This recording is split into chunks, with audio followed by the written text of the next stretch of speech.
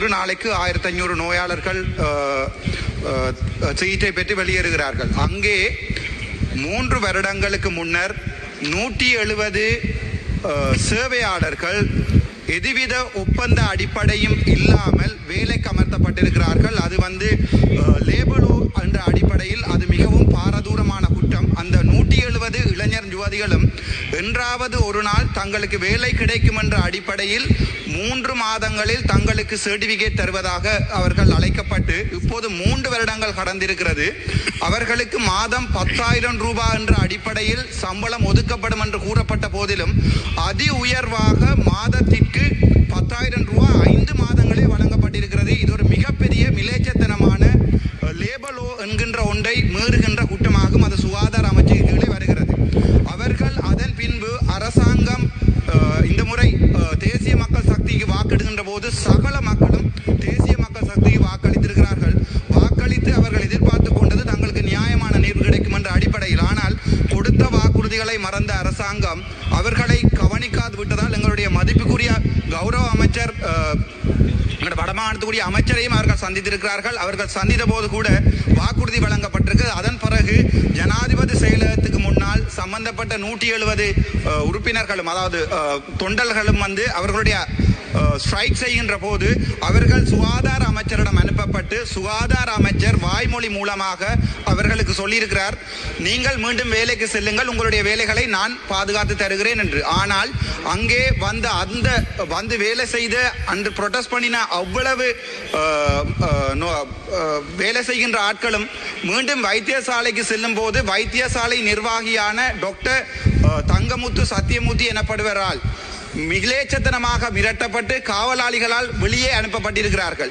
அப்போது அவர்கள் எனக்கு தொலைபேசி அழைப்படுத்த ஒரு பாராளுமன்ற உறுப்பினர் என்ற அடிப்படையில், அண்ணா நீங்கள் தயவு செய்து வந்து எங்களுக்காக அதைக்க முடியுமா என்று. நான் யாழ்ப்பாணத்தில் இருந்து பாராளுமன்றத்துக்கு தெரிவு செய்யப்பட்டது வடக்கு கிழக்கில் இருக்கின்ற சுகாதாரத்துறையில் நடக்கின்ற ஊழல் அட்டூழியம் மக்களுக்கு நடக்கின்ற அடிப்படை உரிமை மீறல்கள் சம்பந்தமாக கதைத்தே என்னால் பாராளுமன்றம் வர முடிந்தது. ஆனால் கவலைக்குரிய விடயம் என்னவெனில் யாழ்ப்பாணத்தில் நடக்கின்ற இந்த பிரச்சனைகளை அவர்கள் யாருக்குமே சொல்ல முடியாது. சம்பந்தப்பட்ட வைத்தியரிடம் ஒரு பாராளுமன்ற உறுப்பினராக என்னுடைய சேராக இருந்தும் அவரிடம் நான் காவலாளிகளிடம் தெரிவித்து விட்டு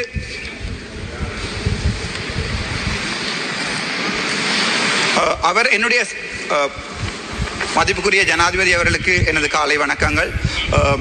என்னுடைய சேராக இருந்தும் அவர்களிடம் நான் போய் கதைக்கின்ற போது மதிப்புக்குரிய வைத்தியர் என்னை வெளியே போகுமாறும் அதன் பிறகு செக்யூரிட்டி கார்டுகளை அழைத்து என்னை வெளியே திரட்டுமாறும் அதன் பிறகு போலீசாரிடம் தெரிவித்த போது போலீசாரிடம் சொன்னேன் நான் ஒரு பாராளுமன்ற உறுப்பினர் என்று. அதற்கு பிறகு அத்துமூறி ஒரு MBBS வைத்தியனாக இருக்கும் எனக்கு 8 வருடம் அதே வைத்தியசாலையில் படித்த எனக்கு என்னை ஒரு தரங்குறைவான ஆளாக என்னுடைய பாராளுமன்ற சிறப்பு உறுப்பினர்களை மீறி என்னை வெளியே அனுப்பியிருக்கிறார். அது தவிர எனக்கு மேல் வழக்கு கூட பதியப்பட்டிருக்கிறது. இது மக்களுடைய நியாயங்களை கதைத்து என்னுடைய 19வது வழக்கு என்பதை பாராளுமன்றத்தில் என்னுடைய தனிப்பட்ட வழக்கு அல்ல, வடக்கு கிழக்கில் இருக்கின்ற தமிழ் மக்களது குறைகளையும் அரசாங்கம் இதுவரை காலமும் புகட்டு அரசாங்கம் செய்த அநியாயங்களையும் ஊழல்களையும் கதைத்து எனக்கு வழங்கப்பட்ட 19வது வழக்கு என்பதையும் தெரிவித்துக் கொள்கிறேன். என் உயிர் இருக்கும் வரை தமிழனுக்காக வழக்குகள் மட்டுமில்லை நெஞ்சில் சூடுவென்பது கூட தயாராக இருக்கிறேன். மிக கூறிய கவலை என்னவென்றால் இந்த கௌரவ பாராளுமன்றமும் இந்த எதிர்க்கட்சி தலைவரும் உங்களுடைய மதிப்புக்குரிய ஜனாதிபதி கூட எனக்கு இதுவரை எந்த பாதுகாப்பு நடவடிக்கைகளையும் ஏற்றுக்கொள்ளவில்லை. அதன் பிற்பாடு இந்த அவ்வளவு நோயாளர்களும் எனக்கு அழைத்த முறைப்பாட்டு அந்த முறைப்பாட்டினுடைய கடித பிரதிகள் இங்கே இருக்கின்றன. இதை நான் பாராளுமன்றத்துக்கு தர விரும்புகின்றேன். அது தவிர அவர்கள் கைகளால் வழங்கப்பட்ட කරුණාකර ඔබ ඉදිරිපත් කළ තියෙන කොලේ තියෙන ඉදිරිපත් කළ තියෙන ප්‍රශ්න පමණක් කතා කරන්න. ඒක විතරයි කතා කරන්නේ මෙතන. එතකොට මේ මගේ අතේ දීලා තියෙන්නේ මෙච්චර කම්ප්ලයින්ට්ස් පද. මේවා අපි ටේබල් කරන්න කැමති කරුණාකරලා මේක දැනගන්න. එතකොට මේ පුත්කලයා ડોક્ટર සත්‍යමූර්ති ඒ හොස්පිටල් එකේ මන්ත්‍රීතුමා කොලේ තිබෙන දේ පමණක් කතා කරන්න. ඔබ කොලේ ඒක විතරයි කතා කරන්නේ. ඒක ලිඛිත වලින් මම දීලා තියෙනවා කතානායකතුමා. ලිඛිත වලින් දීලා තියෙනවා ඒක.